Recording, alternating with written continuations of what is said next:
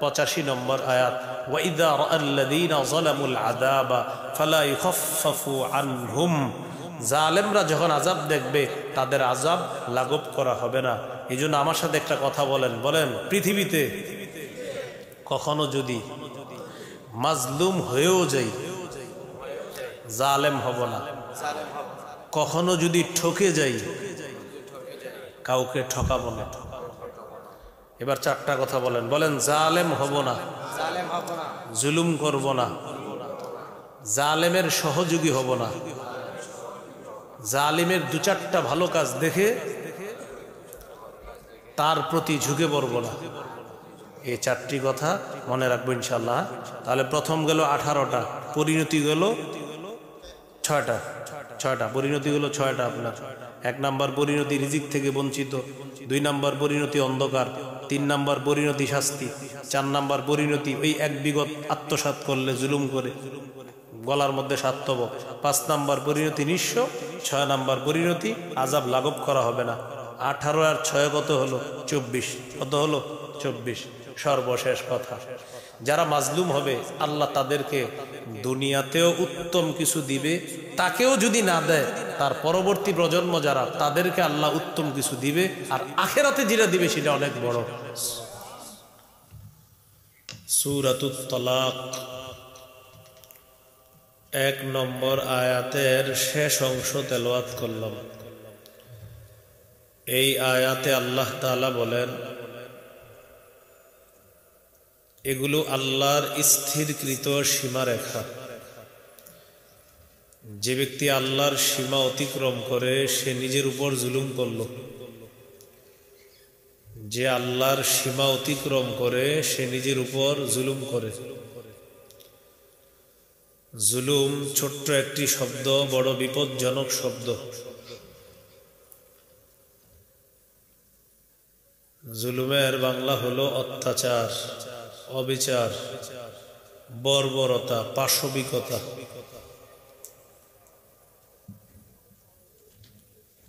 জুলুমের ব্যাপারে কয়েকটি কথা মনে রাখবো আমরা।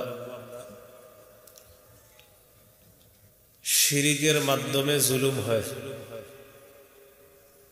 লোক দেখানো ইবাদতের মাধ্যমে জুলুম হয়,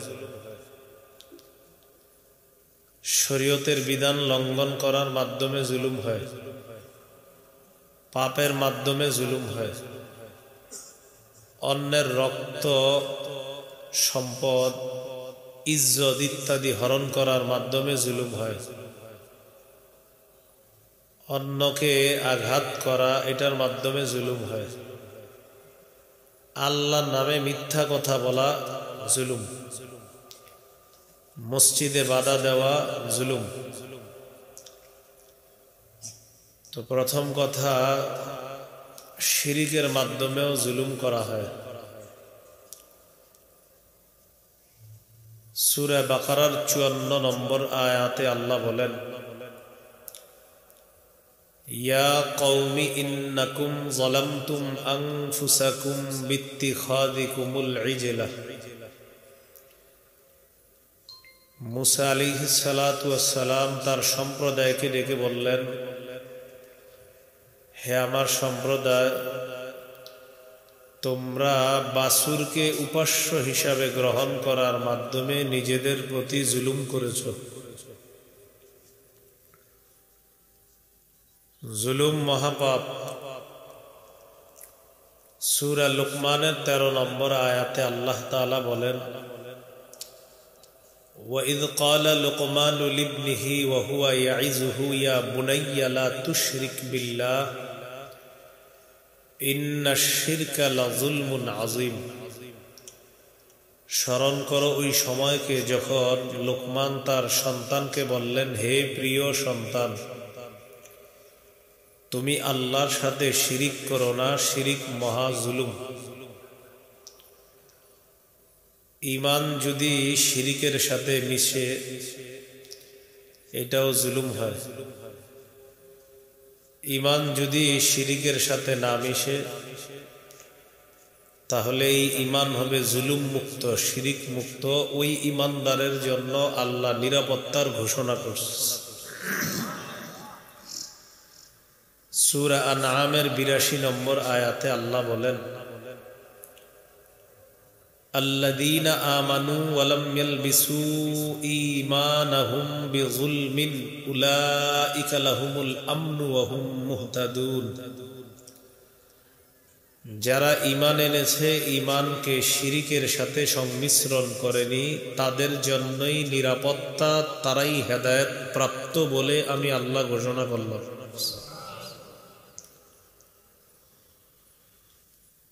ইবাদতে যদি শিরিক হয়ে যায়, পরকাল বরবাদ হয়ে যায়। তো পরকালে জ্বলবে কে? শিরিকে জ্বলবে না মুশরিক? যে শিরিক কাজটা করলেন ওইটা জ্বলবে না যে করলো সে জ্বলবে? তাহলে শিরিক করা মানে নিজের উপর জুলুম করা। ইবাদতে যদি এরকম শিরিক হয় তাহলে আল্লাহর সাথে সাক্ষাৎ পাওয়া যাবে না। বলি না আউযুবিল্লাহ। সূরা কাহফের ১১০ নম্বর আয়াতে আল্লাহ বলেন, ফামান কানা ইয়ারজু লিকা রাব্বিহ, যে ব্যক্তি তার রবের সাথে সাক্ষাৎ কামনা করে, ফালইয়ামাল আমালান সালিহা, সে যেন নেক কাজ করে, ওয়ালা ইউশরিক বিইবাদাতি রাব্বিহ আহাদা, সে যেন তার রবের ইবাদতে কাউকে শরীক না করে। সূরা বনী ইসরাঈলের ২৩ নম্বর আয়াতে আল্লাহ বলেন, ওয়া কাদা রাব্বুকা আল্লা তা'বুদু ইল্লা ইয়্যাহ, আপনার রব ফয়সালা করেছেন, চূড়ান্ত ফয়সালা, তোমরা আল্লাহ ছাড়া কারো ইবাদত করবা না। তো ইবাদতে শিরিক না করা, শিরিক করা মানে নিজের উপর জুলুম করা, কারণ শিরিক করলে পরকাল বরবাদ হবে আপনার, এই জন্য শিরিক না করা। সহিহ বুখারীর বর্ণনা ৬৮৬১ নম্বর হাদিস। এই হাদিসের বর্ণনাকারী আব্দুল্লাহ ইবনে মাসউদ রাদিয়াল্লাহু তাআলা আনহু, তিনি বলেন, ক্বালা রাজুলুন ইয়া রাসূলাল্লাহ আইয়ুয যামবি আকবারু ইনদাল্লাহ, এক ব্যক্তি বললেন, ওগো আল্লাহর রাসূল, আল্লাহর কাছে সবচেয়ে বড় পাপ কোনটি? রাসূলুল্লাহ সাল্লাল্লাহু আলাইহি সাল্লাম বললেন, আন তাদউ লিল্লাহি নিদ্দান ওয়া হুয়া খালাকাকা, আল্লাহ তোমাকে সৃষ্টি করেছেন, এই আল্লাহর সাথে কোন সমকক্ষকে ডাকা মানে হলো আল্লাহর সাথে শিরিক করা সবচেয়ে বড় পাপ। আল্লাহ শিরিক নামক পাপ থেকে আমাদেরকে হেফাজত করেন। সূরা মাঈদার ৭২ নম্বর আয়াতে আল্লাহ বলেন, ইন্নাহু মান ইউশরিক বিল্লাহ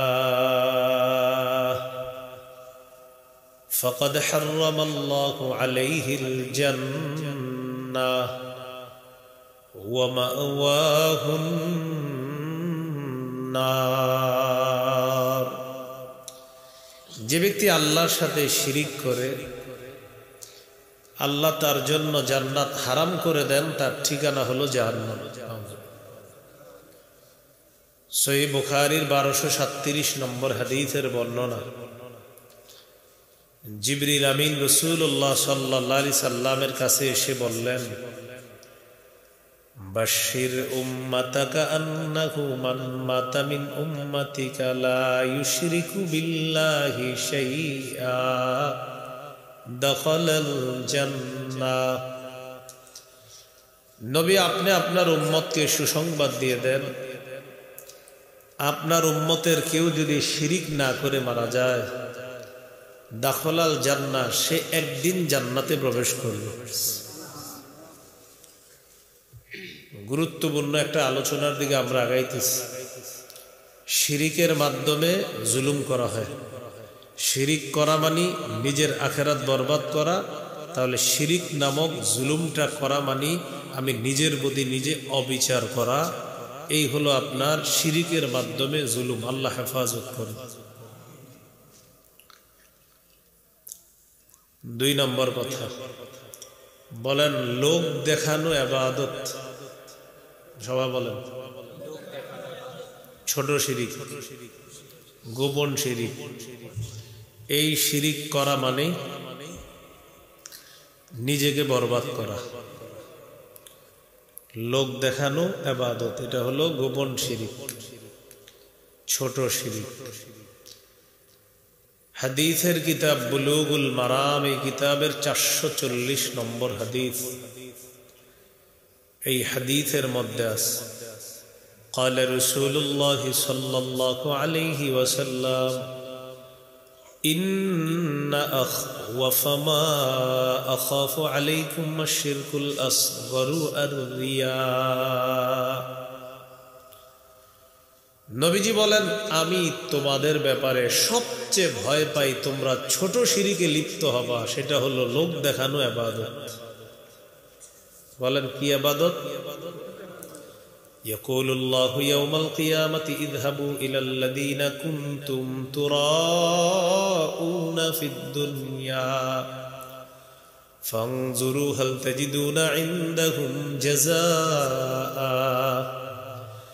লোক দেখানো ইবাদতকারীদেরকে কিয়ামতের মাঠে আল্লাহ বলবে, যাও যাদেরকে দেখানোর জন্য ইবাদত করতা তাদের কাছে যাও, গিয়ে দেখো কোনো প্রতিদান পাও কিনা।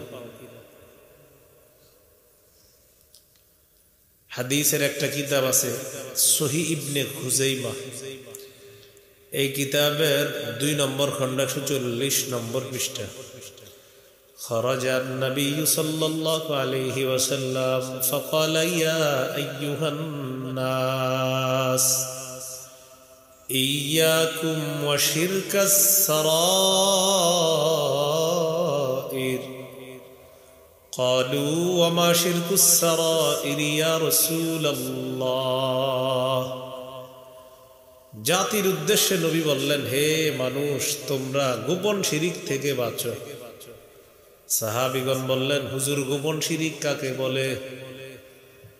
নবীজি বললেন, ইয়াকুমুর রাজুলু ফায়ুসাল্লি ফায়ুযায়্যিনু সালাতাহু জাহিদান লিমা ইয়ারা মিন নাজরিন নাসি ইলাইহি। মানুষ নামাজে দাঁড়ায়, নামাজটা সুন্দর করে অন্য মানুষের দৃষ্টি আকর্ষণ করার জন্য নামাজে দাঁড়ায়, নামাজ সুন্দর করে, রুকু সেজদা সুন্দর করে আরেকজনের দৃষ্টি আকর্ষণ করার জন্য, সেই জন্য দেখে বলে, বাবা কত সুন্দর রুকু, কত সুন্দর সেজদা। নবীজি বলেন, যাকা শিরকুস সারাইর, এটাই হলো গোপন শিরিক। কি শিরিক? আপনাদের বুঝে আসতেছে কি শিরিক এটা? সাহাবী প্রশ্ন করলেন, ইয়া রাসূলুল্লাহ, কেউ যদি আল্লাহকে খুশি করার জন্য ইবাদত করে আর মানুষ যদি তার ইবাদতের প্রশংসা করে, ইবাদত করতেছেন আল্লাহর জন্য, প্রশংসা করছে মানুষ, হুজুর এটাও কি শিরিক হবে? فقال رسول الله صلى الله عليه وسلم تلك عاجل بشرى المؤمن। নবীজি বলেন, এটা হলো মুমিনের জন্য দুনিয়াতে নগদ সুসংবাদ। ইবাদত হবে কার? প্রশংসা করছে মানুষ, এটা হলো নগদ সুসংবাদ। বলেন, লোক দেখানো ইবাদত তথা গোপন শিরিক দাজ্জালের চেয়ে ভয়ঙ্কর। কার চেয়ে ভয়ঙ্কর? অহরহর এই ভয়ঙ্কর কাজ আমরা ডেলি করি, ঠিক না? এরকম না করা, আল্লাহ হেফাজত করেন। সহিহুত তারগীব 30 নম্বর হাদিস। خرج علينا النبي صلى الله عليه وسلم ونحن نتذاكر الدجال। নবীজি আমাদের কাছে আসলেন, আমরা দাজ্জাল সম্পর্কে আলোচনা করতেছিলাম। নবীজি আমাদেরকে বললেন, আলা উখবিরুকুম বিমা হুয়া আখওয়াফু আলাইকুম ইনদি মিনাল মাসিহিদ দাজ্জাল। আমি কি তোমাদেরকে এমন বিষয় বলবো না যে এই বিষয়টা তোমাদের ব্যাপারে আমি দাজ্জালের চেয়ে বেশি ভয় করি? তোমরা দাজ্জালের ফিতনায় জড়িয়ে পড়বা, এর চেয়ে বেশি ভয় করি আরেকটা বিষয়। সাহাবীরা অবাক, সেটা আবার কি? নবীজি বললেন, শিরকুল খাফি, ও গোপন শিরিক। লোক দেখানো ইবাদতের মধ্যে তোমরা জড়িয়ে পড়বা, এই ভয়টা আমি দাজ্জালের চেয়ে বেশি ভয় পাই। দাজ্জালের ফিতনায় তোমরা পড়বা, এটাও একটা আশঙ্কা আছে আমার। এর চেয়ে বেশি আশঙ্কা আমার উম্মত দলে দলে তোমরা গোপন শিরিক, লোক দেখানো ইবাদতের মধ্যে লিপ্ত হয়ে যাবা। বলি নাউযুবিল্লাহ। তো এই অহরহর শিরিকটা আমাদের অনেকের হয়ে যায়। সবার এক এক মাকসাদ। আলোচক যারা, তাদের এক মাকসাদ, শ্রোতা তাদের এক মাকসাদ, আয়োজক তাদের এক মাকসাদ, সবার এক এক মাকসাদ। আলোচক আলোচনা থেকে নেমে জনগণকে বলে, আজকে মানুষের মুসাফায় নিজেকে ধন্য মনে করলাম, প্রচুর মানুষ আমার সাথে মুসাফা করতেছে, এটা আবার ফেসবুকে দিতেছি, মানে এটা কি আল্লাহর জন্য করলাম?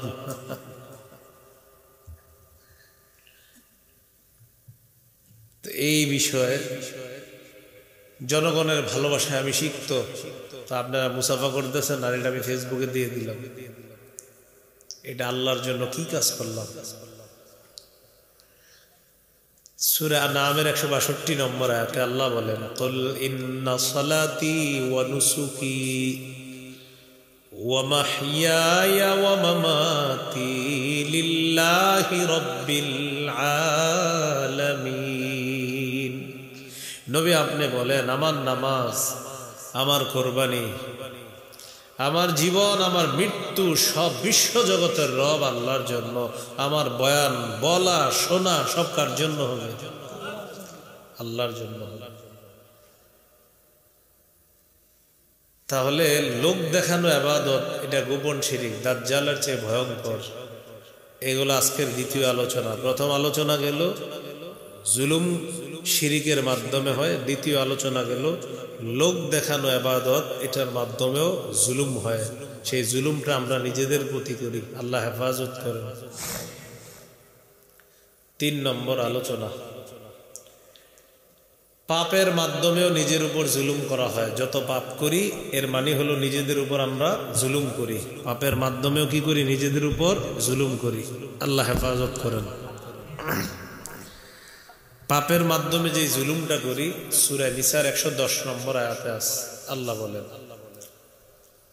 وَمَن يَعْمَلْ سُوءًا أَوْ يَظْلِمْ نَفْسَهُ ثُمَّ يَسْتَغْفِرِ اللَّهَ يَجِدِ اللَّهَ غَفُورًا رَحِيمًا।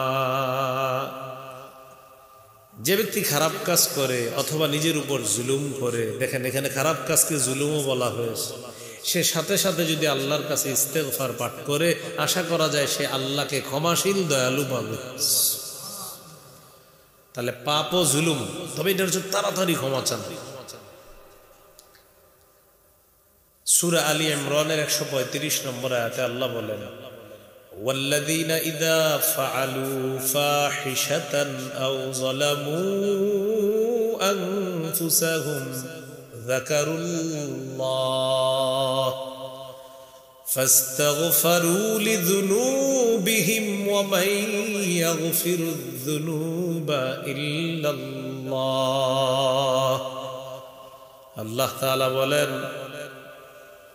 যাদের জন্য আল্লাহ জান্নাত প্রস্তুত করে রেখেছেন, এই মানুষগুলার অনেক বৈশিষ্ট্য আছে, এর মধ্যে এটাও বৈশিষ্ট্য, যারা কোনো অশ্লীল কর্মকাণ্ড করে ফেললে অথবা নিজেদের উপর জুলুম করে ফেললে সাথে সাথে আল্লাহকে স্মরণ করে আল্লাহর কাছে ক্ষমা চায়, আল্লাহ বলেন আমি আল্লাহ ছাড়া মাফ করবেই বা কে? সুবহানাল্লাহ। তো আমাদের মূল বিষয় হলো পাপ, এটাও জুলুম, বাকি সাথে সাথে ক্ষমা চাওয়া, তাড়াতাড়ি ক্ষমা চাওয়া, আশা করা যায় আল্লাহ মাফ করে দিবেন। এগুলো 4 নাম্বার। কতগুলো? 4 না 3? 3। পাপের মাধ্যমে জুলুম 4। শরীয়তের বিধান লঙ্ঘন করার মাধ্যমে জুলুম হয়। একটু মন দিয়ে শুনেন যেন কথাগুলো একটু ধারণ করতে পারেন। শরীয়তের বিধান লঙ্ঘন করাও জুলুম। শরীয়তের বিধান কি জিনিস হুজুর? হালাল হারাম এগুলা শরীয়তের বিধান। সূরা বাকারা 229 নম্বর আয়াতে আল্লাহ বলেন, তিলকা হুদুদুল্লাহ,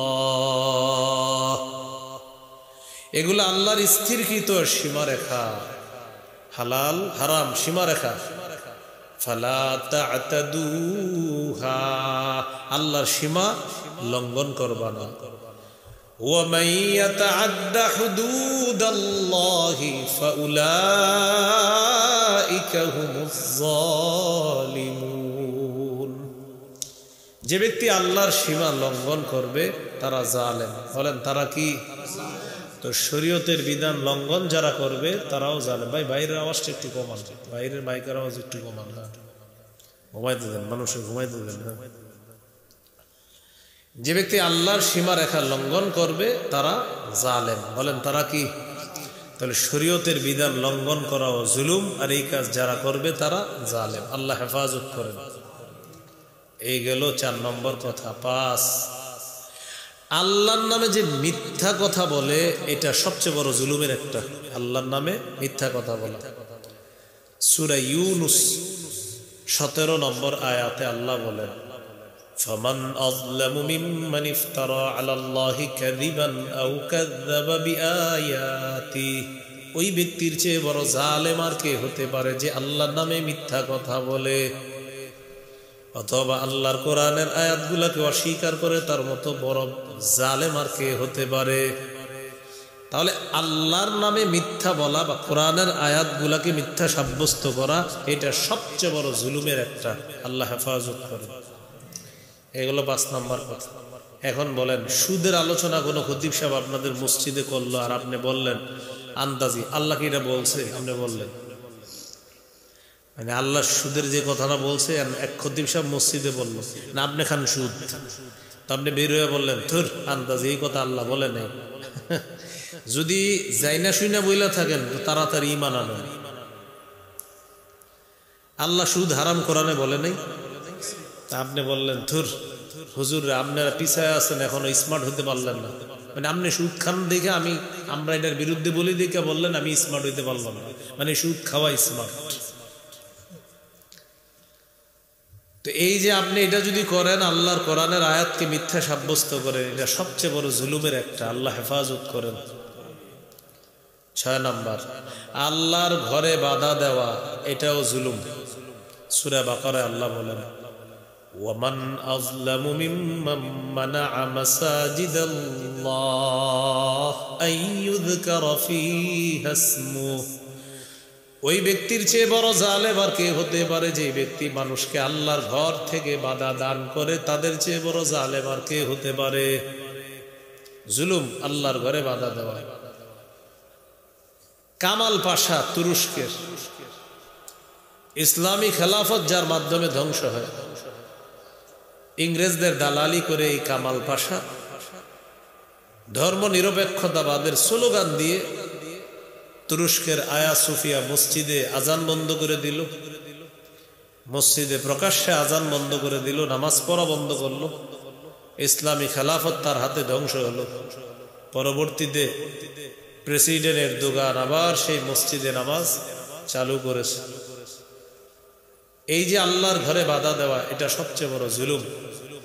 বাবরি মসজিদ এটা যারা ভেঙে দিল, যারা বাধা দিল, এটাও বড় জুলুমের কাজ করলো, এবং যারা করলো এটা নিঃসন্দেহে তারা জালেম। ঠিক তেমনি ভাবে কোনো মসজিদ কোনো জায়গা থেকে আপনার কোনো কারণ ছাড়া ভেঙে দেওয়া অথবা বাধা দেওয়া এটা জুলুম, এটা অন্যায়। তাহলে আল্লাহর ঘরে বাধা দেওয়া এটাও জুলুম। এগুলো 6 নম্বর কথা। 7, কারো উপর অত্যাচার করা জুলুম। তো সহজ বিষয়। এখন আপনাদের একটা প্রশ্ন আসবে, হুজুর অন্যের উপর অত্যাচার করা মানে নিজের উপর জুলুম, এটা কেমনে? মানে আমি ওনার উপর জুলুম করবো, কিন্তু আল্লাহ বলতেছে তুমি নিজের উপর জুলুম করলাম আরেকজনের উপর, আল্লাহ বলতেছে তুমি নিজের উপর জুলুম করলাম। কিভাবে? আমি অন্যের উপরে জুলুম করা মানে আমি জালেম সাব্যস্ত হওয়া, আর আমি জালেম হওয়া আল্লাহর কাছ থেকে পানিশমেন্ট পাওয়া, তার মানে আমি নিজের ক্ষতি করলাম। এটার দলিল আছে সূরা বাকারা 231 নম্বর আয়াতে আল্লাহ বলেন, ওয়ালা তুমসিকুহুন্না দিরারাল লিতা'তাদু, তোমরা তোমাদের স্ত্রীদেরকে আটকে রেখো না এই নিয়তে যে তাদের উপর তোমরা অত্যাচার করবা, জুলুম নির্যাতন করার জন্য বিবিদেরকে ঘরে আটকে রাখবা না। বিবিরে ঘরে আটকায় রাখে কেন? জুলুম করবে, নির্যাতন করবে, এই নিয়তে আটকায় রাখে ঘরে। আল্লাহ তাআলা বলেন ওয়া মান ইয়াফআল যালিকা ফাকাদ যালামা নাফসাহ, যে ব্যক্তি এমনটি করবে, স্ত্রীকে আটকে রেখে জুলুম নির্যাতন করবে, সে কেমন যেন প্রকারান্তরে নিজের উপর জুলুম করলো। কি বলে দেখেন, যে ব্যক্তি স্ত্রীকে আটকে রেখে তার উপর জুলুম করে, সে কেমন যেন নিজের উপর জুলুম করলো। তাহলে অন্যের উপর জুলুম করা মানে নিজের উপর জুলুম করা। অনেক স্বামী আছে স্ত্রীদেরকে শুধু পিটায়, আটকায় রাখে আর পিটায়, মানে আর কাজ হলো খালি মারবো, ইস্যু খোঁজে আর পিটায়। এটা অন্যায়, এটা ঠিক না। এই গেল 7 নম্বর কথা, কারো উপরে জুলুম না করা। 8 নাম্বার, অন্যের রক্ত প্রবাহিত করা, অন্যের সম্পদ, অন্যের মান সম্মান হরণ করা মানেও তার উপর জুলুম করা। ভাই আওয়াজটা একটু কমান, আর একটু বাড়ায়, নামাজ কমান। যেমন সহিহ বুখারীর বর্ণনা 2449 নম্বর হাদিস, 2449, এই হাদিসের মধ্যে আছে। ভাই মাইকের আওয়াজ কম হইলেও ওনারে আপনারা ধরেন না, কিন্তু আমি বলতেছি কমাই দিতে। মাইক ম্যানরা আওয়াজ বাড়ায় কেন জানেন? আপনাদের কারণে। আপনারা আবার ধরবেন তোর মাইকে আওয়াজ নাই, আমি বলতেছি আপনি একটু কমায় দেন, কেউ আপনার কিছু বলবে না। সহিহ বুখারীর 2449 নম্বর হাদিস, এই হাদিসের মধ্যে আছে قال رسول الله صلى الله عليه وسلم মান কানাত লিআখিহি মাজলিমাতুন, কোন ব্যক্তি যদি দুনিয়ার মধ্যে অন্যের উপর জুলুম করে থাকো, মিন ইরজিহি আও বিশাইইন, তার রক্তপাত ঘটানোর মাধ্যমে অথবা তার সম্মান হরণ করার মাধ্যমে কেউ যদি কারো উপর জুলুম করে থাকো, নবীজি বলেন ফাল্যাতাহাল্লাল মিনহুল ইয়াউম, আজকে তুমি ওই মাজলুমের কাছ থেকে ক্ষমা চেয়ে নাও। বুঝেন কথাটা? নবীজি বললেন তোমাদের মধ্যে কেউ যদি অন্যের উপর জুলুম করে থাকে, সম্মান হরণ করার মাধ্যমে, ইজ্জত হরণ করার মাধ্যমে, অথবা অন্যের গীবত করার মাধ্যমে যদি জুলুম করে থাকে, অথবা অন্যের সম্পদ হরণ করার মাধ্যমে যদি জুলুম করে থাকে, নবী বলেন তাকে জানা দাও সে যেন আজকেই মাজলুমের কাছ থেকে মুক্তি নিয়ে নেয়। ক্বাবলা আন লা ইয়াকুনা লাহু দিনারুন ওয়ালা দিরহাম, ওই দিন আসার পূর্বে, যেই দিন তার টাকা পয়সা স্বর্ণ রূপা অর্থ প্রভাব প্রতিপত্তি কোনো কাজে আসবে না। ওই দিন আসার আগে জালেমকে বলে দাও মাজলুমের কাছ থেকে মুক্ত হয়ে যাওয়ার জন্য দুনিয়া থেকে।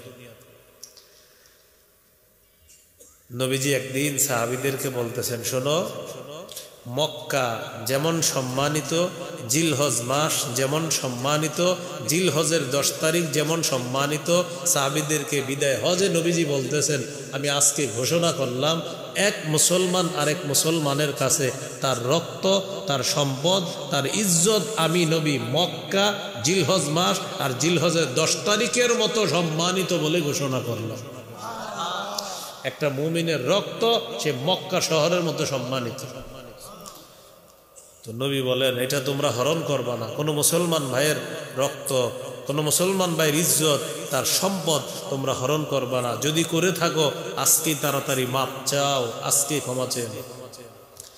এই গেল 8 নাম্বার কথা। 9 নাম্বার গুরুত্বপূর্ণ কথা, বলেন আমার সাথে, জালেমদের কর্মকাণ্ড সম্পর্কে আল্লাহ তাআলা বেখবর নন, অনবহিত নন, সব জানেন। তাহলে 9 নাম্বার, এখন থেকে কিছু কিছু জায়গায় বলতে হবে আপনাদের, গুরুত্বপূর্ণ কথাগুলোর দিকে আমরা আস্তে আস্তে এগিয়ে যাচ্ছি। দেখেন কি বলে, জালেমদের কর্মকাণ্ড সম্পর্কে আল্লাহ বেখবর নন, সব জানেন। সব জালেমদের কানে কানে গিয়ে বলে দিবেন, জালেম ভাইয়া আল্লাহ কিন্তু সব জানে। সূরা ইব্রাহিমের 42 নম্বর আয়াতে আল্লাহ বলেন, ওয়ালা তাহসাবান্নাল্লাহা গাফিলান আম্মা ইয়ামালুয যালিমুন। নবী আপনি জালেমদের কর্মকাণ্ড সম্পর্কে আল্লাহকে অনবহিত মনে করবেন না, বেখবর মনে করবেন না। ইন্নামা ইউআখিরুহুম লিয়াউমিন তাশখাসু ফীহিল আবসার। জালেমদেরকে আল্লাহ সুযোগ দেয় সেই দিন পর্যন্ত যেই দিন তাদের চক্ষুগুলো বিস্ফারিত হয়ে যাবে। মুহতিঈনা মুকনিঈ রুউসিহিম, তারা সামনের দিকে দৌড়াতে থাকবে, মাথাগুলো উপরের দিকে দিয়ে। লা ইয়ারতাদ্দু ইলাইহিম তারফুহুম, তাদের দৃষ্টি তাদের দিকে ফিরে আসবে না। ওয়া আফইদাতুহুম হাওয়া, ভয়ে তাদের অন্তরটা বের হয়ে যাওয়ার উপক্রম হবে। জালেমরা উপরের দিকে তাকায় তাকায় দৌড়াতে থাকবে, নিচের দিকে তাকানোর কোনো সুযোগ পাবে না, ভয়ে নিচের দিকেও তাকাবে না। প্রাণটা বের হয়ে যাওয়ার উপক্রম হবে, তবে বের হবে না। প্রাণ বের হয়ে গেলে তো বেঁচে গেল, প্রাণ বের হবে না, বাকি উপক্রম হবে। এই জন্য আল্লাহ কোরআনে বলছে, লা তাদউল ইয়াওমা সুবুরাও ওয়াহিদা, আজকে একটা ধ্বংস কামনা করো না, এক মৃত্যু কামনা করো না। ওয়াদউ সুবুরান কাসীরা, অনেকগুলা ধ্বংস কামনা করো। জাহান্নামীরা সেদিন বলবে, ইস মরণ হয়ে গেলে ভালো হইতো। আল্লাহ বলেন, তোমাদের মনে হবে মারা যাবা, কিন্তু মরবা না। লা ইয়াযুকুনা ফীহাল মাউতা, সেখানে তারা মৃত্যু স্বাদ গ্রহণ করবে না, মরণ একবারই হয়ে যাবে, আর মরবেন না। এরপর সূরা ইব্রাহিমের 44 নম্বর আয়াতে আল্লাহ বলেন, ওয়া আনযিরিন নাস, নবী আপনি মানুষকে সতর্ক করে দেন। ইয়াউমা ইয়াতিহিমুল আযাব, সেই দিন সম্পর্কে যেদিন তাদের কাছে আযাব আসবে। ফায়াকুলুল লাযীনা যালামু রাব্বানা আখিরনা ইলা আজালিন করিব, সেদিন জালেমরা বলবে, হে আমাদের রব, আমাদেরকে একটু সুযোগ দেন। এটার দুই ব্যাখ্যা। মৃত্যুর যন্ত্রণা দেখে জালেমরা বলবে, আল্লাহ দুনিয়াতে আরেকটু থাকার সুযোগ দেন। আরেকটা ব্যাখ্যা, কিয়ামতের ময়দানের ভয়াবহতা দেখে জালেমরা বলবে, আল্লাহ দুনিয়াতে যাওয়ার একটু সুযোগ দেন, দুনিয়াতে গিয়ে নজিবে দাওয়াতাকা ওয়া নাত্তাবিউর রুসুল, আপনার আহ্বানে সাড়া দিব, রসুলদের কথা মান্য করব। এটা কারা বলবে?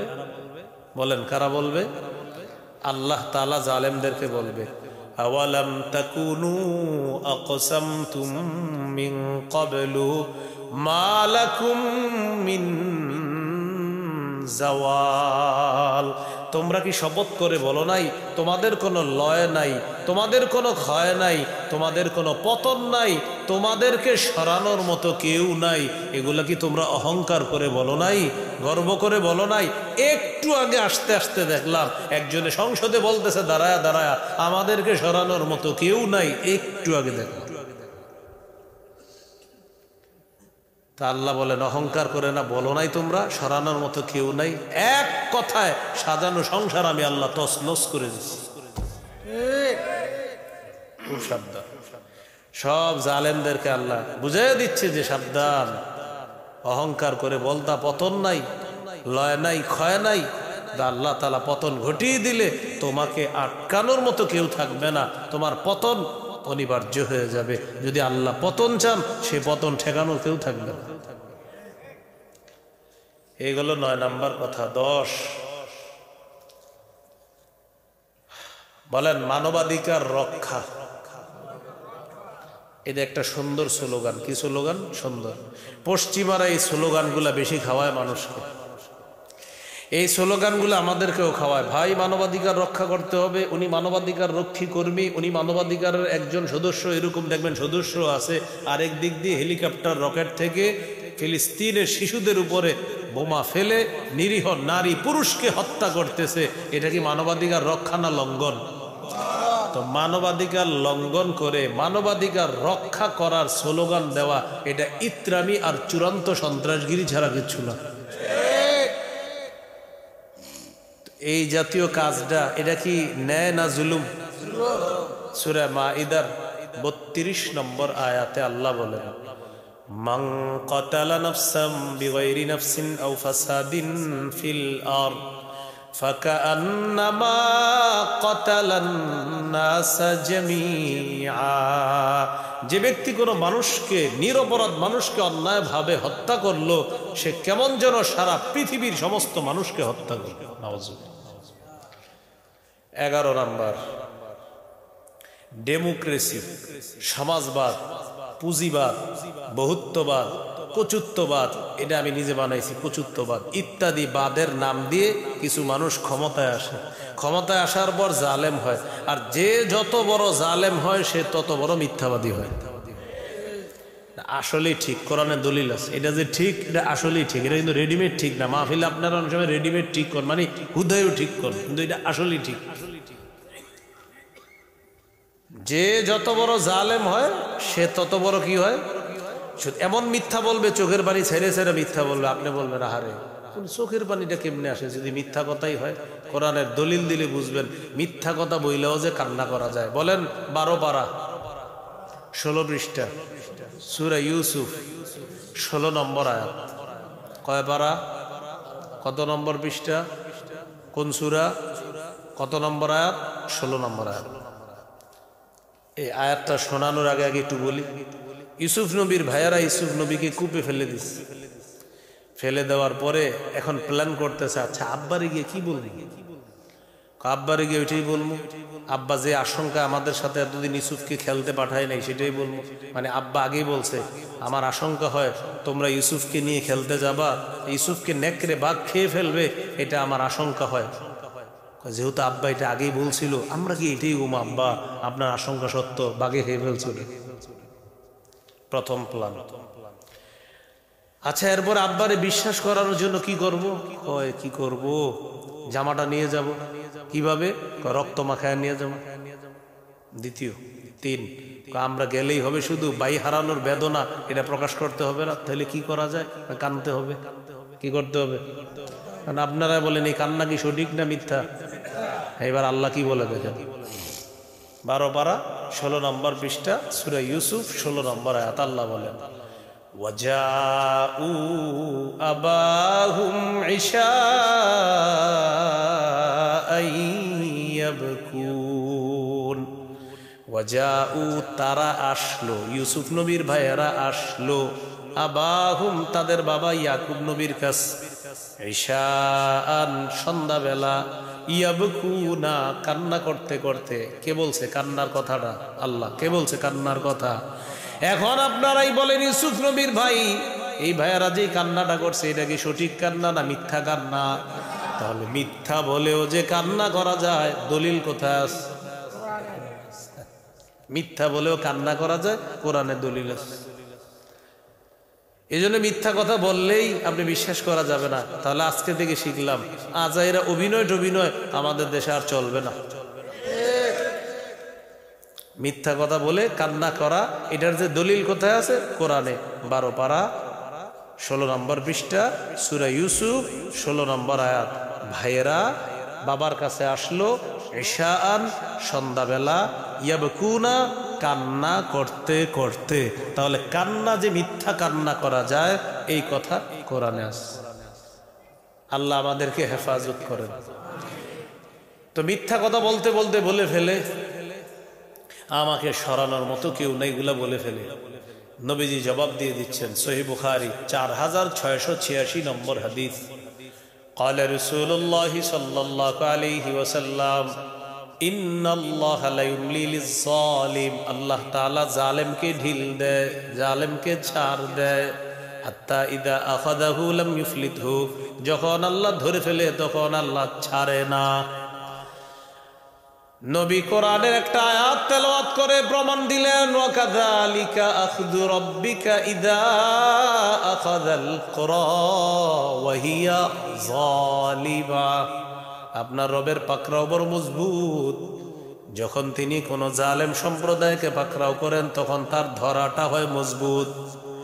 ইন্না আখযাহু আলীমুন শাদীদ, নিশ্চয়ই রবের ধরা, আলিমুন পীড়াদায়ক, শাদীদুন কঠিন। তো দুইটা মিলান, কঠিন যন্ত্রণাদায়ক। কাউকে বলতেও পারবেন না, কাউকে দেখাইতেও পারবেন না, সইতেও পারবেন না। মাঝে মাঝে যার তার ফোন নাম্বার পাইলে হেরে ফোন দিয়া দুঃখগুলা শেয়ার করা ছাড়া কোনো উপায় থাকবে না। এরকম একটা অবস্থা তৈরি হয়ে যাবে। এইগুলো 11 নম্বর কথা। তাহলে বলেন তো, জুলুম করে মিথ্যা কথা বলে এটা কি চিরস্থায়ী না ক্ষণস্থায়ী? 12 নম্বর কথা, এটা আরো গুরুত্বপূর্ণ। বলেন জালেমের, সবাই বলেন জালেমের 2-4টি ভালো কাজ দেখে তাকে প্রশংসায় ভাসিয়ে দেওয়া যাবে না, তার প্রতি ঝুঁকে পড়া যাবে না। বলেন দলিল, সূরা হুদ 113 নম্বর আয়াত। কোন সূরা? কত নম্বর আয়াত? জালেমের 2-4টা ভালো কাজ দেখে যে তার প্রতি কি করা যাবে না, ঝুঁকে পড়া যাবে না। আল্লাহ তাআলা বলে ওয়ালা তারকানু ইলাল্লাযীনা যালামু ফাতামাসসাকুমুন নার। আল্লাহ তাআলা বলেন তোমরা জালেমদের প্রতি ঝুঁকে পড়ো না, অনুরক্ত হয়ে পড়ো না। মুফাসসিরিনে কেরাম বলেন জালেমদের 2-4টা ভালো কাজ কর্ম দেখে তার প্রতি ঝুঁকে পড়া যাবে না, তাকে প্রশংসায় ভাসিয়ে দেওয়া যাবে না। প্রশংসা করতে করতে তাকে একদম প্রশংসায় ভাসিয়ে দেওয়া যাবে না। প্রশংসা করতে করতে রাবেয়া বসরি বলে দেওয়া যাবে না। প্রশংসা করতে করতে কোনো সাহাবীর সাথে তুলনা করা যাবে না। তো প্রশংসা করতে করতে কোন জালেমের 2-4টা ভালো কাজ, তো প্রশংসা করতে করতে আপনি ঠিক আছে দোয়া চাইছে, দোয়া করেন, তো একটু বললেই তো একটু না, আপনি দোয়ার মধ্যে এত কিছু বলতে হইব, বেতন তো 1 টাকাও বাড়ে না। তো জালেমের 2-4টা ভালো কাজ দেখা তার প্রতি ঝুঁকে পড়া যাবে না। দেখেন এই কথা কেউ কারো গায়ে নিয়ে না। এখন অনেকে মনে করবে হুজুর এটা কারে কয়, যে জুলুম করে তারে বলি। এই ওয়াজ যে জুলুম করে সেই, এটা আপনি কারো উপর নিয়ে না। এই এলাকার কোনো জালেম হইলে তার উপরে ওয়াজ যাবে। তো যদি বলেন কারে, যে জুলুম করে তাকে। হুজুর জুলুম জালেমটা কে? যে জুলুম করে, যেটা কে, যেটাই তো সে।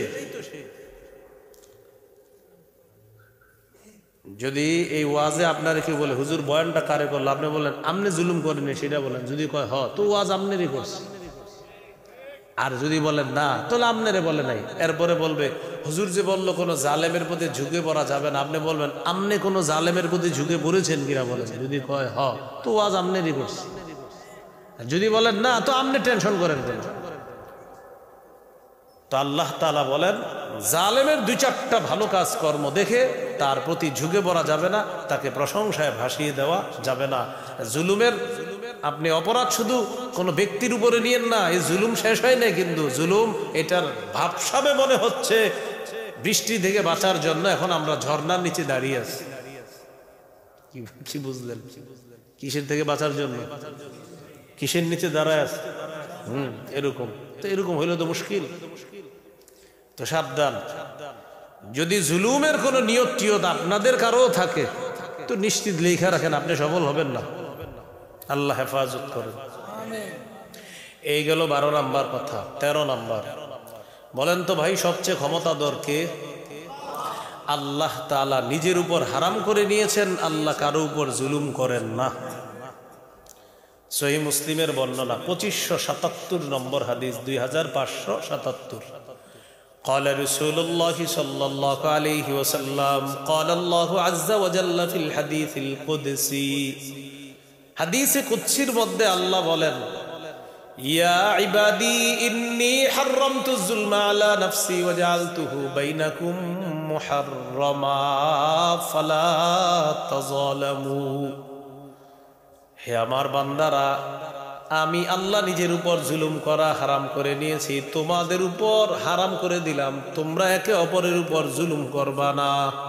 বলেন আমার সাথে, খালেক, জুলুম করা নিজের উপর হারাম করে নিয়েছেন, মাখলুকের উপর হারাম করে দিয়েছেন। তাহলে খালেক সবচেয়ে ক্ষমতাধর, তিনি জুলুম করা হারাম করে নিয়েছেন। মাখলুককে একটু ক্ষমতা দিলে কালকে পর্যন্ত ভদ্র ছিল, যেই আজকে এরকম, এই চাপো, আরে ভাই এমন করেন কেন? পাওয়ারে আছে। কিসে পাওয়ারে আছে? না আপনার আল্লাহ পাওয়ার দিছে, শুকরিয়া আদায় করেন।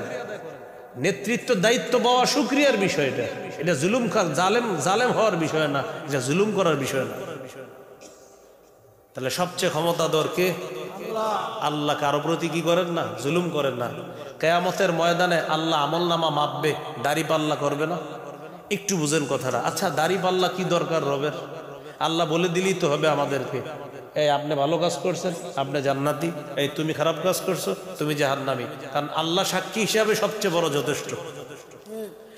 এরপরেও আল্লাহ ওজনের পাল্লাটা কেন স্থাপন করবেন কিয়ামতের ময়দানে? ওজনের পাল্লা আল্লাহ এ কারণে স্থাপন করবেন, প্রত্যেককে আল্লাহ দেখায় দিবেন, দেখো আমি আল্লাহ কারো প্রতি জুলুম করি না, আমি আল্লাহ ইনসাফ করি। ইনসাফটা দেখানোর জন্য দাড়ি পাল্লা স্থাপন করবেন, যেন প্রত্যেকটা মানুষ বুঝতে পারে আমার রব আমার উপর মোটেই জুলুম করেন না, যেটা করেছেন সেটাই ইনসাফ। যাকে জাহান্নামে দিবে ও বুঝবে এটা রব ইনসাফ করছে। এই জন্য ইনসাফের পাল্লা, দাড়ি পাল্লা আল্লাহ কায়েম করবে কিয়ামতের মাঠে। তো সবচেয়ে ক্ষমতাধর আল্লাহ, আল্লাহ কারো প্রতি কি করেন না? জুলুম করেন না। 14 নম্বর, এটাও আমার সাথে একটু বলেন। অতীতে বহু জাতিকে জুলুম করার অপরাধে আল্লাহ ধ্বংস করে দিয়েছেন। এখনো চাইলে যে কোনো জালেমকে শায়েস্তা করা আল্লাহর কাছে কোনো ব্যাপার না। সূরা ইউনুস 13 নম্বর আয়াত। কোন সূরা? কত নম্বর আয়াত? 13। আল্লাহ বলেন, ওয়ালাকাদ আহলাকনাল কুরুনা মিন ক্বাবলিকুম লাম্মা যালামু, তোমাদের পূর্বে বহু জাতিকে আমি ধ্বংস করে দিয়েছি যখন তারা জুলুম করেছে। আল্লাহ আমাদেরকে বলেন, তোমাদেরকে উপদেশ দিচ্ছি আমি আল্লাহ। কোরআনে কেন বললাম তোমাদের পূর্বে বহু জাতিকে আমি জুলুম করার কারণে ধ্বংস করে দিয়েছি? আল্লাহ বুঝাইতে চায় তোমরাও জুলুম করবা না, জুলুম করলে আমি আল্লাহ ধরলে কিন্তু ছেড়ে দিব না। না হয় এটা কেন বললেন যে তোমাদের পূর্বে বহু জাতিকে আমি ধ্বংস করেছি জুলুমের অপরাধে? আচ্ছা, আমাদেরকে এটা জানাইলেন কেন? আল্লাহ জানাইছে এই কারণে, জুলুম করো না, করলে ওদের মতো তোমাকেও ধরবো। এইগুলো 14 নম্বর কথা। 15, জুলুম করা আল্লাহর নিষেধ। বলেন, জুলুম করা কার নিষেধ? জুমার দিন খতিব সাহেব দ্বিতীয় খুতবায়, আগামীকালকেও পড়বে, দেখবেন শেষের দিকে সূরা নাহলের 90 নম্বর আয়াত। আল্লাহ বলেন, ইন্নাল্লাহা ইয়া'মুরু বিল আদলি ওয়াল ইহসান ওয়া ইতা'i যিল কুরবা ওয়া ইয়ানহা আনিল ফাহশাই ওয়াল মুনকারি ওয়াল বাগই।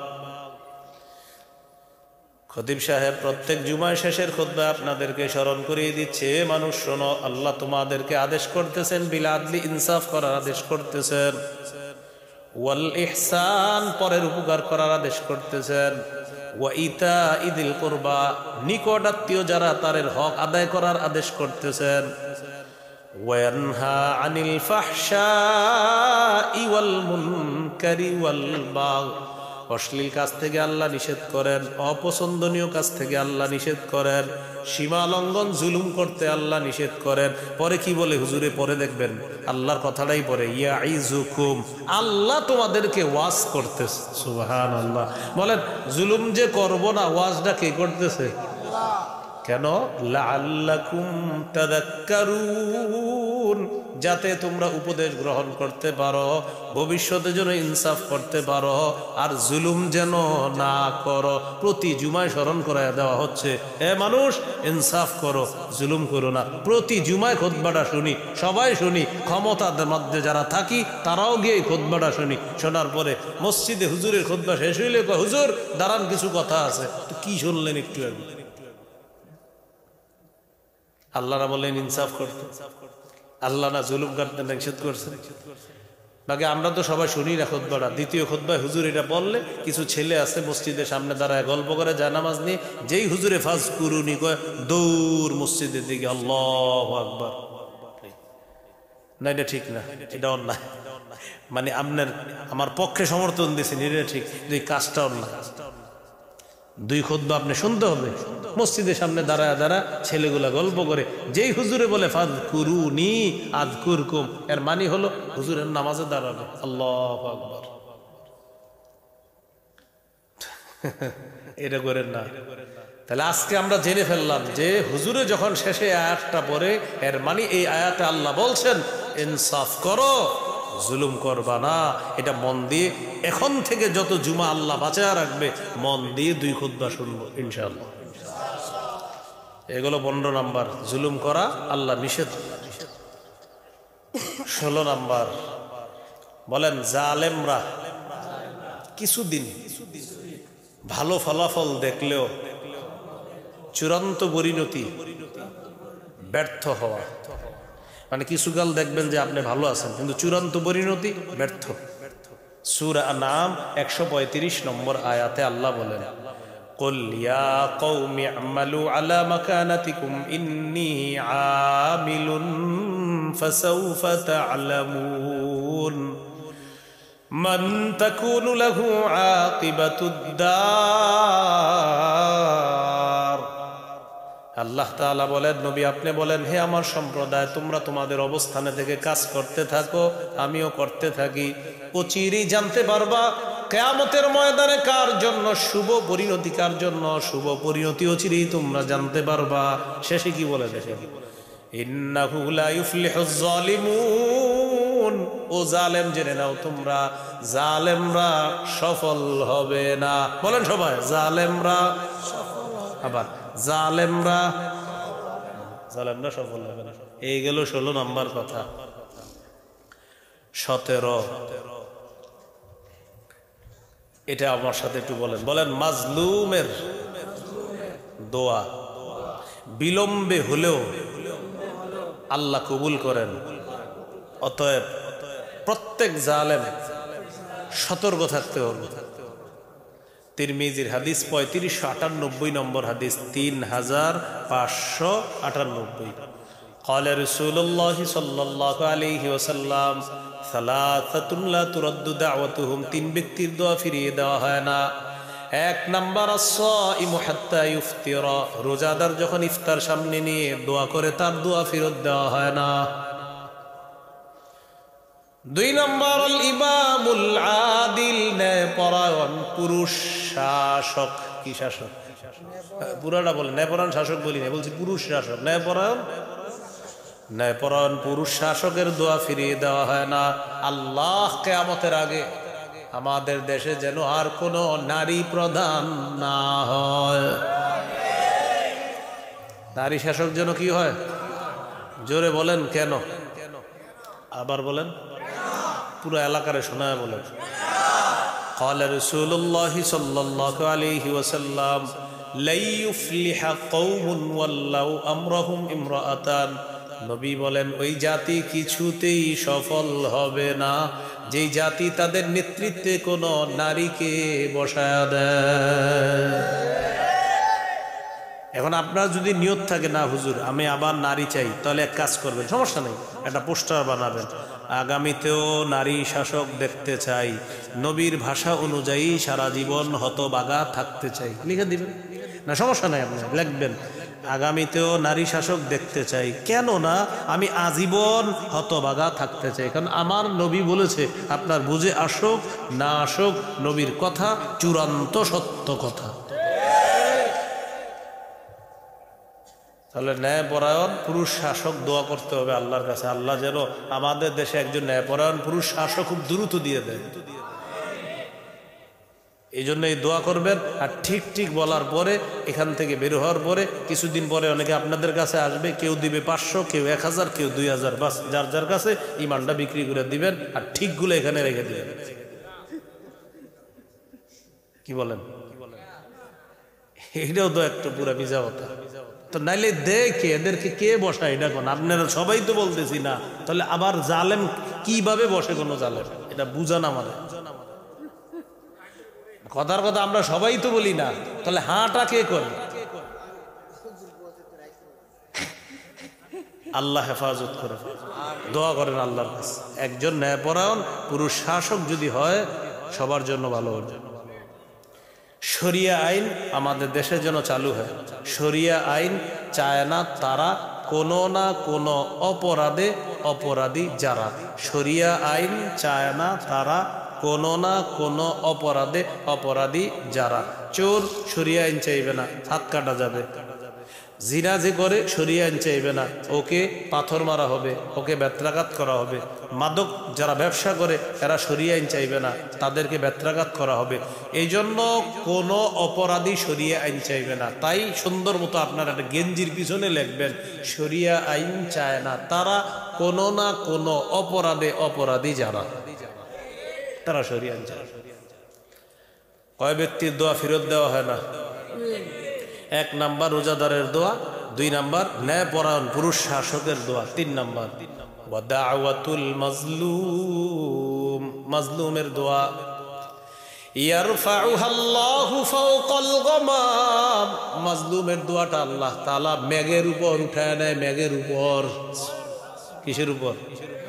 ওয়া ইফতাহু লাহা আবওয়াবাস সামা, আসমানের সবগুলা দরজা খুলে দেয়। আল্লাহ তাআলা বলেন ওয়া ইজ্জতি লাআনসুরান্নাকা ওয়ালাউ বা'দা হিন। ও মাজলুম, আল্লাহর কসম, আল্লাহ বলেন আমার ইজ্জতের শপথ, ও মাজলুম আমি অবশ্যই অবশ্যই বিলম্বে হলেও তোমাকে সাহায্য করব। মাজলুম, আমার ইজ্জতের শপথ, আমি বিলম্বে হলেও তোমাকে সাহায্য করব। কত নাম্বার গেল? 17। 18 নাম্বার বলেন নবীজি সমস্ত দায়িত্বশীলদেরকে আদেশ করেছেন, ও দায়িত্বশীল, মাজলুমের বদদোয়া থেকে বাঁচো। সব দায়িত্বশীলদেরকে এই কথাটা নবীজি বলেছেন। সহিহ বুখারী 1486 1496 নম্বর হাদিস। নবী তার এক সাহাবীকে দায়িত্ব দিয়ে পাঠাচ্ছে এক এলাকায়, যাওয়ার সময় বললেন শোনো, ওই এলাকায় গিয়ে তাদেরকে লা ইলাহা ইল্লাল্লাহর দাওয়াত দিবা। এটা যদি মেনে নেয় 5 ওয়াক্ত নামাজের দাওয়াত দিবা। এটাও যদি মেনে নেয় যাকাতের বিধান এটা বলে দিবা। শোনো, তোমাকে যে আমি দায়িত্ব দিয়ে পাঠাইতেছি, তোমার দায়িত্ব যেন তোমাকে জালেম না বানায় আর কাউকে মাজলুম না বানায়। বুঝেন? তোমার দায়িত্ব যেন তোমাকে জালেম না বানায়, কাউকে মাজলুম না বানায়। ইত্তাকি দাওয়াতাল মাজলুম ফাইন্নাহু লাইসা বাইনাদ দাওয়াতি ওয়া লাইসা দুনাহু ওয়া বাইনাল্লাহি হিজাব। রাসূলুল্লাহ সাল্লাল্লাহু আলাইহি ওয়াসাল্লাম বলেন লাইসা বাইনাহু ওয়া বাইনাল্লাহি হিজাব, মাজলুমের দোয়া আর আল্লাহর মাঝে কোনো পর্দা অবশিষ্ট থাকে না। তাহলে মাজলুমের বদদোয়া থেকে বাঁচতে বলছে সব দায়িত্ব। ভাই, যারা দায়িত্ব পাবেন এটা নেয়ামত, শুকরিয়া আদায় করা, জালেম না হওয়া, জুলুম করার নিয়ত না রাখা। আল্লাহ হেফাজত করেন। কত নাম্বার গেল? 18। কত গেল? 18। এই 18 রাখেন একদিকে। এবার শুনি কিছুক্ষণ জুলুমের পরিণতি। কি শুনবো? 18টা কথা গেল জুলুম সম্পর্কে, এখন জানবো জুলুমের পরিণতি সম্পর্কে। বলেন জালেম জুলুমের কারণে বরাদ্দকৃত হালাল রিজিক থেকে বঞ্চিত হয়েছে। আমার আপনার জন্য একটা রিজিক বরাদ্দ আছে আল্লাহর পক্ষ থেকে। জুলুমের কারণে এই বরাদ্দকৃত রিজিক আল্লাহ নিয়ে নেয়। বাকি আমরা এই জুলুম অপরাধের সাথে আরো 3টে অপরাধ কোরআনে আছে, তো আমরা আরো 3টা শিখি নিই। কি বলেন? মোট 4টা। বলেন 4 অপরাধে বরাদ্দকৃত রিজিক আল্লাহ ছিনিয়ে নেয়। জুলুম, আল্লাহর রাস্তায় বাধা দেওয়া, সুদ খাওয়া। জোরে বলেন। আপনাদের এলাকায় না থাকলেও পৃথিবীতে আছে। 3 নাম্বার কি খাওয়া? হ্যাঁ। 4 নাম্বার মানুষের সম্পদ অন্যায়ভাবে আত্মসাৎ করা। এই 4 অপরাধ যে করবে তার জন্য বরাদ্দকৃত রিজিক আল্লাহ উঠায় নেয়। কারণ তুমি তো মানুষেরটা খাও, তো আমি তোমার কেন দিব? খাও। সূরা নিসা 160 161 নম্বর আয়াতে আল্লাহ বলেন ফাবিজুলমিম মিনাল্লাযীনা হাদু হাররামনা আলাইহিম তাইয়্যিবাতিন উহিল্লাত লাহুম।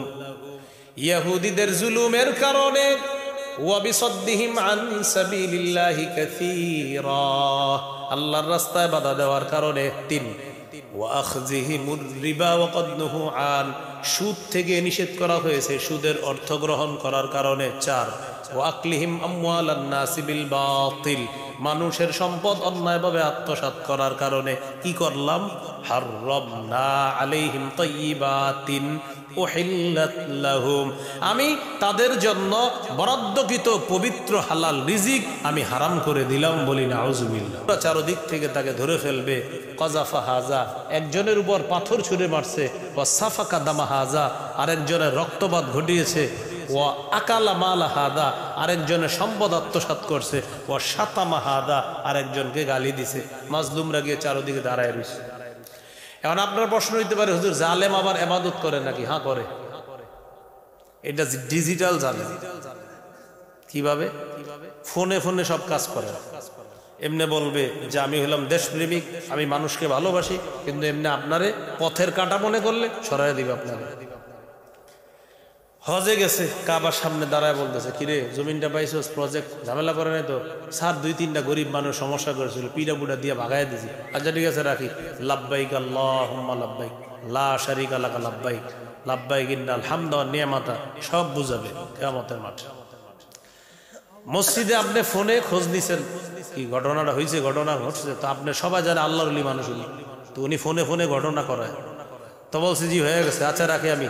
আস্তাগফিরুল্লাহ আস্তাগফিরুল্লাহ আস্তাগফিরুল্লাহ আস্তাগফিরুল্লাহ। এই যে নামাজ পড়লেন, রোজা রাখলেন, সবগুলা নিয়ে পাহাড় পরিমাণ সওয়াব নিয়ে কিয়ামতের মাঠে যাবেন। মাজলুমরা চারদিক থেকে এসে বলবে, আল্লাহ আমারে গালি দিছিল, আমার রক্তপাত ঘটাইছে, আমার মাল আত্মসাৎ করছে, আল্লাহ আমার জমিন ভক্ষণ করছে, ও পাওয়ার দেখায় আমার জমিন আত্মসাৎ করছে, ও ভূমিদস্যু, আমি বিচার চাই। ফায়ুতাহাদা মিন হাসানাতি, এই ব্যক্তিকে তার নেক আমল দেওয়া হবে। ওয়ায়ুতাহাদা মিন হাসানাতি, আরেকজনকে নেক আমল। ওয়ায়ুতাহাদা মিন হাসানাতি, আরেকজনকে নেক আমল দেওয়া হবে। নবীজি বলেন নেক আমল দিতে দিতে তার আমল যখন শেষ হয়ে যাবে, আর কোনো নেক আমল নাই। মাজলুমের সংখ্যা এখনো শেষ হয় নাই। নেক আমল শেষ, মাজলুমের সংখ্যা শেষ হয় নাই। এবার আল্লাহ তাআলার পক্ষ থেকে বলা হবে, মাজলুমদের গুনাহগুলা এনে জালেমকে দিয়ে দাও। গুনাহের পাহাড়ে জালেমকে জাহান্নামের মধ্যে নিক্ষেপ করা হবে। নবী বলেন সে হলো সবচেয়ে নিঃস্ব, সে হলো সবচেয়ে নিঃস্ব। সর্বশেষ পরিণতি, জালেম তার আযাব লাঘব করা হবে না, হালকা করা হবে না। সূরা নাহলের 85 নম্বর আয়াত, ওয়াইদা রাআল্লাযীনা যালামুল আযাবা ফালা ইখাফফাফু আনহুম, জালেমরা যখন আযাব দেখবে তাদের আযাব লাঘব করা হবে না। এইজন্য আমার সাথে একটা কথা বলেন, বলেন পৃথিবীতে কখনো যদি মাজলুম হয়েও যাই, জালেম হব না। কখনো যদি ঠকে যাই, কাউকে ঠকাবো না। এবার 4টা কথা বলেন, বলেন জালেম হব না, জুলুম করব না, জালেমের সহযোগী হব না, জালিমের 2-4টা ভালো কাজ দেখে তার প্রতি ঝুঁকে পড়ব না। এই 4টি কথা মনে রাখবো ইনশাল্লাহ। তাহলে প্রথম গেল 18টা, পরিণতি গেল 6টা। পরিণতি হলো 6টা আপনার। 1 নাম্বার পরিণতি রিজিক থেকে বঞ্চিত, 2 নাম্বার পরিণতি অন্ধকার, 3 নাম্বার পরিণতি শাস্তি, 4 নাম্বার পরিণতি ওই 1 বিগত আত্মসাৎ করলে, জুলুম করে গলার মধ্যে সাত্তব, 5 নাম্বার পরিণতি নিঃস্ব, 6 নাম্বার পরিণতি আযাব লাঘব করা হবে না। 18 আর 6 কত হলো? 24। কত হলো? 24। সর্বশেষ কথা, যারা মাজলুম হবে আল্লাহ তাদেরকে দুনিয়াতেও উত্তম কিছু দিবে, তাকেও যদি না দেয় তার পরবর্তী প্রজন্ম যারা, তাদেরকে আল্লাহ উত্তম কিছু দিবে, আর আখেরাতে যেটা দিবে সেটা অনেক বড়। সূরা নাহলের 41 নম্বর আয়াতে আছে, ওয়াল্লাযীনা হাজারু ফিল্লাহি মিন বা'দি মা যুলিমু লানুবাউইআন্নাহুম ফিদ দুনিয়া হাসানা, যারা নির্যাতিত হওয়ার পর আল্লাহর জন্য হিজরত করেছে, মানে সাহাবায়ে কেরাম, নির্যাতিত হওয়ার পর আল্লাহকে খুশি করার জন্য যারা হিজরত করেছে, লানুবাউইআন্নাহুম ফিদ দুনিয়া হাসানা, আমি তাদেরকে দুনিয়াতে উত্তম ঠিকানা করে দিব। শোনো, ওয়ালা আজরুল আখিরাতি আকবার, আখিরাতের প্রতিদানটা হবে অনেক বড়। বলেন তো আল্লাহু আকবার। বলেন তো আকবার কে? আল্লাহ। বলেন আকবার কে? সেই আল্লাহ বলতেছেন আখেরাতে মাজলুমের প্রতিদানটা হবে আকবার। আল্লাহ আকবার, আল্লাহ বলেন মাজলুমকে যে প্রতিদানটা দিব সেটাও হবে আকবার। তাহলে কত বড় হবে? হ্যাঁ, অনেক বড় হবে। তা আগের 24টা শেষে গেল একটা, এই হলো 25টা কথা আমরা মনে রাখবো। আল্লাহ আমাদের সকলকে যতটুকু কথা শুনলাম বললাম, জুলুম এই ভয়ঙ্কর শব্দটার চিন্তা থেকেও আল্লাহ আমাদেরকে হেফাজত করেন। সুবহানাল্লাহি ওয়া বিহামদিহি, সুবহানাকাল্লাহুম্মা ওয়া বিহামদিক, আশহাদু আল্লা ইলাহা ইল্লা আনতা আস্তাগফিরুকা ওয়া আতুবু ইলাইক। মিম্বরের আমানত যাদের লাগবে গাড়ি থেকে সংগ্রহ করে নিতে পারেন। 8 খণ্ডের কিতাব, 8 খণ্ডের মিম্বরের আমানত, যদি পারেন সকলেই সংগ্রহে রাখবেন। এটা ওলামা হজরত সহ সর্বসাধারণ। তো যাই হোক, মিম্বরের ওই নামাজ সম্পর্কে বলতেছে বলার জন্য, আমার মিম্বরের আমানতের 6 নম্বর খণ্ডটা কিনে নেবেন। নামাজ সম্পর্কে যা জানতে চাইবেন সব জানতে পারবেন। 6 নম্বর খণ্ডটা নামাজ সম্পর্কে আলোচনা। 7 নম্বর খণ্ডে ওযু ইস্তেঞ্জা যে করি আমরা, ইস্তেঞ্জা করার পর ঢিলা লওয়া লাগবে কিনা এই আলোচনা আছে 7 নম্বর খণ্ডে। এটা নিয়ে আমাদের মাঝে সমস্যা, হুজুর পানি নিলে চলবে না, শুধু ঢিলা নিলেই কি হবে? হুজুর শুধু ঢিলা নিলে হয় না, শীতকালে যদি শুধু ঢিলাটা নেই পানি না নিই হবে না, ইত্যাদি। তো এই বিষয়ে আপনার 7 নম্বর খণ্ডের আলোচনা। 8 নম্বর খণ্ডেও নামাজের মাসালা সম্পর্কে আলোচনা। তো 6 নম্বর খণ্ডে হলো নামাজ, 7 নম্বর খণ্ডে পাক নাপাকের মাসালা, আর 8 নম্বর খণ্ডে হলো নামাজের মাসালা। 5 নম্বর খণ্ডের আলোচনা লা ইলাহা ইল্লাল্লাহর ব্যাখ্যা। 4 নম্বর খণ্ডের আলোচনা স্বামীর 24টা অধিকার, স্ত্রীর 19টা অধিকার। আপনি স্ত্রীর 19টা মুখস্থ করে নেবেন, দেখবেন যে এখনো 17টা আদায় করেন নাই। আর আপনার বিবিরে বলবেন 24টা মুখস্থ করতে, হেও দেখবে এখনো 22টা আদায় করা হয়নি। তো এইগুলো মুখস্থ করে নেবেন। 3 নম্বর খণ্ডে হালাল হারাম। 2 নম্বর খণ্ডে শিরিক বেদাত, কুফর তাওহীদ, প্রথম আলোচনা আজকে যেটা হয়েছে। আর 1 নম্বর খণ্ডে হলো সন্তানের 64টা অধিকার। এটা একদম জামাই বউ পুরা মুখস্থ করে ফেলবেন। যারা বিয়ে করেন নাই তারাও এটা পড়বেন, প্রথম খণ্ডটা। বিয়ের আগে আপনি কি কি করবেন এই ব্যাপারগুলোও প্রথম খণ্ডে আলোচনা আছে। সন্তানের 64টা অধিকার, এগুলো আমরা জেনে নিব ইনশাআল্লাহ। আর দাওয়াত ও তাবলীগের কাজে শরীক হওয়ার জন্য আমরা কুমিল্লা মনে হয় প্রথম পর্বে, কুমিল্লা, হ্যাঁ প্রথম পর্বে। তো প্রথম পর্বে কুমিল্লা, সেই হিসাবে আগামীকাল থেকে কুমিল্লা পর্ব শুরু আমার জানা মতে। তো ঢাকার একটা খিত্তা আছে 8 নম্বর, ওখানে হয়তো আশেপাশে যদি খোঁজেন পেতে পারেন আমাকে ইনশাল্লাহ। ঢাকার যে খিত্তা 8 নম্বর খিত্তা ওখানে। তো কুমিল্লার অঞ্চলটা সম্ভবত এই পাশে আপনার তুরাগের সাইডে পড়ে কুমিল্লা আমার জানা মতে। হ্যাঁ, তুরাগ নদীর সাইডে পড়ে। আমি অনেকদিন আগে দেখছি, আমি খুঁজছিলাম কুমিল্লা কই দিকে, আমার দেশ খুঁজে দেখি নদীর পারে। তো আগে ছিল এই অবস্থা, এখন কুমিল্লা কোন এরিয়াতে পড়ে আমি তো ঢাকার সাথে মিশি আর ইয়া হয় না। তো ইনশাল্লাহ আপনারা সকলে শরীক হওয়ার চেষ্টা করবেন। 31, 1, 2, 3, 4, 5। তো প্রথমে হলো 31, 1, 2, বাস। এটা হলো যে অঞ্চলের। পরবর্তী পর্বে আমরা অন্য অঞ্চলের মানুষগুলাকে গিয়ে ডিস্টার্ব করবো না, বাস ওই পর্বে ওই অঞ্চলের মানুষরা অংশগ্রহণ করবে। আল্লাহ তৌফিক দান করেন। সর্বশেষ নামাজ সম্পর্কে একটা হাদিস বলতে বলা হলো। হুজুর বলছেন, রাসূলুল্লাহ সাল্লাল্লাহু আলাইহি সাল্লাম বলেন, আর আইতুম, তোমরা কি ভেবে দেখেছো, লাউ আন্না নাহরান বিবাবি আহাদিকুম ইয়াগতাসিলু ফীহি কুল্লা ইয়াউমিন 5 মাররাত। খুব মন দিয়ে শুনেন, তোমাদের কারো বাড়ির সামনে একটা পুকুর আছে, ওই পুকুরে এক ব্যক্তি দৈনিক 5 বার গোসল করে। হাল ইয়াবকা মিন দারানিহি শাইউন, তার শরীরে কি কোনো নাপাক থাকবে? বলেন আপনারা, আপনাদের বাড়ির সামনে পুকুর আছে, দৈনিক 5 বার গোসল করলেন, কোনো নাপাক থাকবে? নবীজি বলেন, ফাযালিকা মিসলু সালাওয়াতিল খামস ইয়ামহুল্লাহু বিহিন্নাল খাতায়া। 5 বার গোসল করলে তোমার বাহ্যিক নাপাকগুলা যেমন দূর হয়ে যায়, 5 ওয়াক্ত নামাজ পড়লে তোমার আভ্যন্তরীণ গুনাহগুলো আল্লাহ ধুয়ে মুছে সাফ করে দেন। তা আমরা ইনশাআল্লাহ কি পড়বো? নামাজ পড়বো তো ইনশাআল্লাহ। সূরা বাকারা 43 নম্বর আয়াত, আকিমুস সালাহ, নামাজ কায়েম করো। সূরা বাকারা 238 নম্বর আয়াত, হাফিজু আলাস সালাওয়াত, নামাজের প্রতি তোমরা যত্নবান হও। সূরা হুদ 114 নম্বর আয়াত, আকিমিস সালাতা তারাফাইন নাহার ওয়া যুলাফাম মিনাল লাইল ইন্নাল হাসানাতি ইউযহিবনাস সাইয়্যাত। সন্ধ্যা সকালে নামাজ আদায় করো। নামাজ যারা পড়বা, এই নামাজ তোমাদের পাপগুলা মোচন করে দিবে। সূরা আনকাবুত 45 নম্বর আয়াত, ইন্নাস সালাতা তানহা আনিল ফাহশাই ওয়াল মুনকার। নামাজ অশ্লীলতা অপছন্দনীয় কাজ থেকে বিরত থাকে। আজকে এই পর্যন্তই। সুবহানাল্লাহি ওয়া বিহামদিহি, সুবহানাকাল্লাহুম্মা ওয়া বিহামদিকা, আশহাদু আল্লা ইলাহা ইল্লা আনতা আস্তাগফিরুকা ওয়া আতুবু ইলাইক। আলহামদুলিল্লাহ রাব্বিল আলামিন। والعاقبة للمتقين والصلاة والسلام على سيد الأنبياء والمرسلين وعلى آله وأصحابه أجمعين. ربنا ظلمنا أنفسنا وإن لم تغفر لنا وترحمنا لنكونن من الخاسرين. رب ارحمهما كما ربياني صغيرا رب ارحمهما كما ربياني صغيرا. মাবুদ মেহেরবান মাওলা, আল্লাহ জিয়ারকান্দি পশ্চিমপাড়া যুব সমাজের উদ্যোগে এই মাহফিলকে আপনি কবুল করে নেন। আল্লাহ এলাকার কবরবাসী যারা আছে মারহুম মারহুমা, ছোট বড় নারী পুরুষ সকলের কবরগুলা জান্নাতের বাগান বানায় দেন। আল্লাহ এই মাহফিলকে আপনি কবুল করে নেন।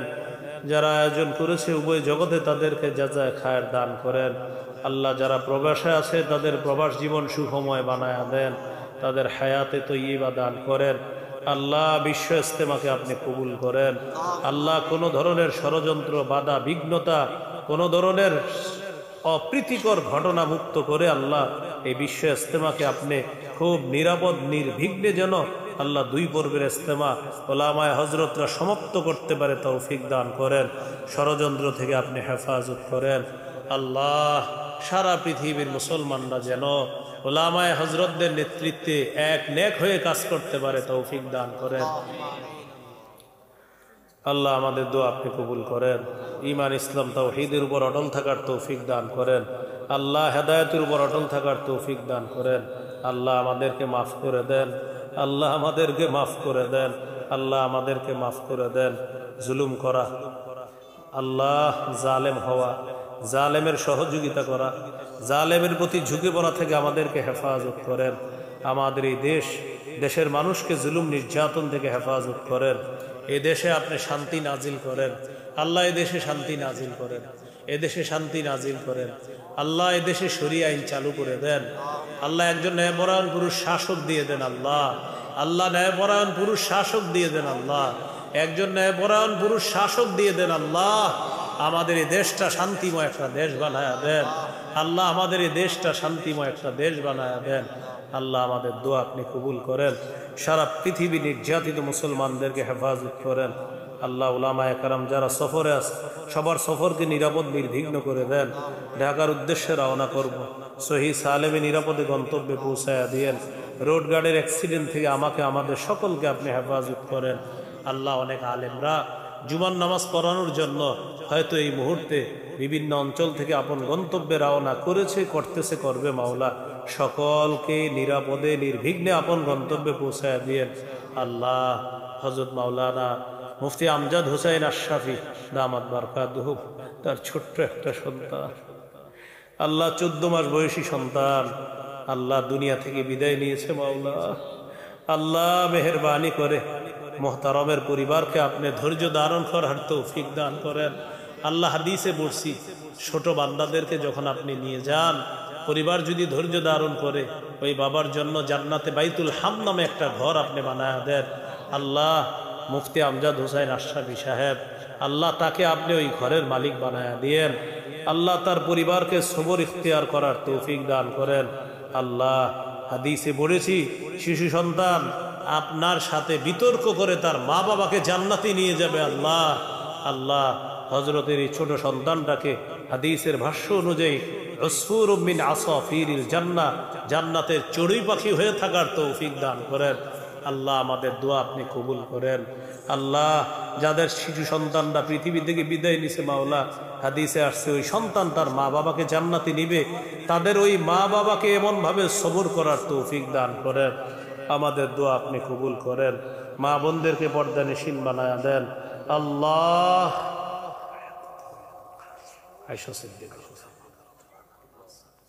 আবু বকর, ওমর, উসমান, আলী, আব্দুল্লাহ ইবনে আব্বাস,